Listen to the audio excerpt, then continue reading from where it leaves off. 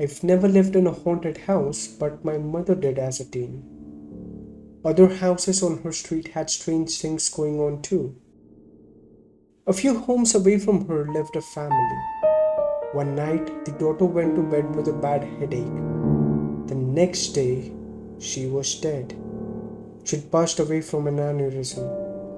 After her funeral, the family went away to get their minds off the tragedy, and the father asked my uncle, my mom's brother, to check on their pets. My mom and dad, who were dating at the time, went with him. My mom had heard there was a grand piano and she wanted to play it. My dad was studying to be a veterinarian. After entering the house, my uncle and my father headed to the basement to see the animals, and my mother went to the piano on the ground floor. She was playing it when she felt something brush her ankles. She thought a cat must have left the basement and walked past her. She kept playing, and then she felt it again. She looked under the piano and saw nothing. When she started again, she felt hands grab her legs tightly. She dashed to the basement door, called my uncle and father, and waited for them. Back outside, my uncle could tell my mom was rattled and asked what was wrong.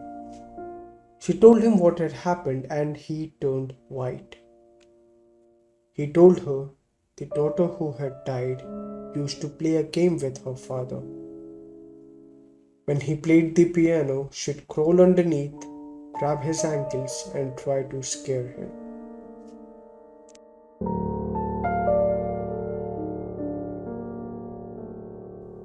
After my parents divorced when I was a teenager, I lived with my mother. I experienced lots of paranormal happenings. Several times when I was reading in my bed, the room would start to feel really icy. Next, I would feel as if something or somebody that hated me was staring at me. When I got that feeling, I would leave the room and come back an hour later. Sometimes during the day, I would see a shadow figure sneaking along my bedroom walls. Something in the flat was pretending to be my dog. I went into my room and heard a deep growl from under the bed. My dog wasn't capable of making a noise that deep. It sounded like a really big dog or a man doing his best dog impersonation. Other times, my dog would whimper and pace in the room next to mine but wouldn't come when called, as if he was afraid of something in the hallway. Later, when I moved in with my father, the paranormal activity stopped.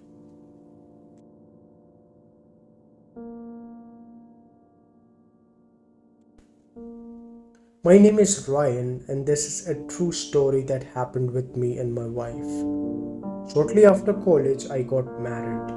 We immediately moved into a basement apartment because that's all that was available within our budget. This place had an entity, and my wife was terrified.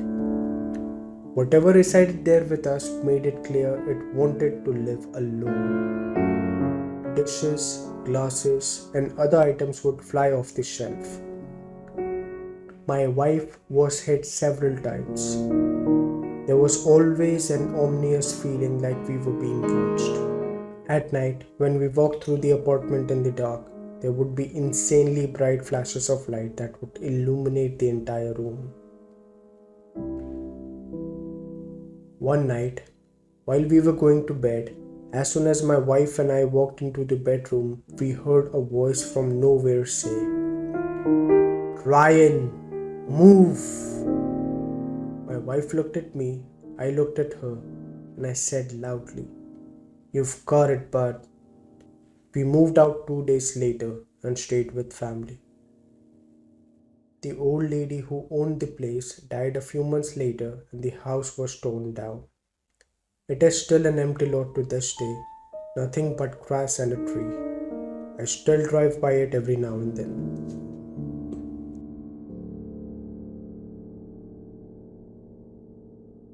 I worked as a forensic nurse in the hospital's lockup unit. We had one older lady who swore she was being haunted and abused by a demon she would call Tiberius. So many crazy things happened while she was on the unit. We'd go into the room, do normal care, leave, and seconds later she'd start screaming bloody murder. We'd run into the room to find her looking like she's been in a fight with a boxing champ. Bloody lip, black eye, markings all over her body. No one ever saw her doing this stuff to herself. Things would get moved around the room by themselves. At one point, she was in protective restraints because the doctor thought she was hurting herself. There was no way she could have moved or done anything to herself while in these restraints. But new marks would always appear, or her tray would be across the room. The room was so secure that there was no way someone else was doing this. When we asked her questions, she'd say, "It was Tiberius." After she was discharged, we always had trouble with that room. If there was going to be a rapid response or code, it happened in that room. One night, a guard reported lights blinking on and off. It was that room.